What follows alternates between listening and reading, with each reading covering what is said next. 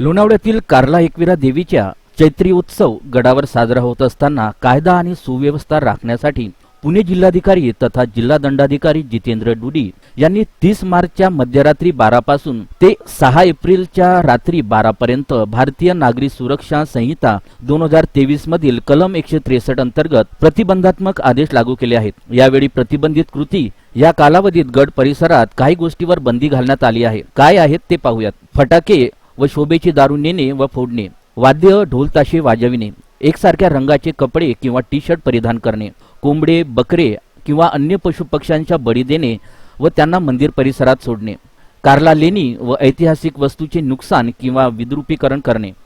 या आदेशाचे उल्लंघन केल्यास संबंधित व्यक्तीवर भारतीय दंडविधान संहिता कलम 188 नुसार कारवाई होणार आहे।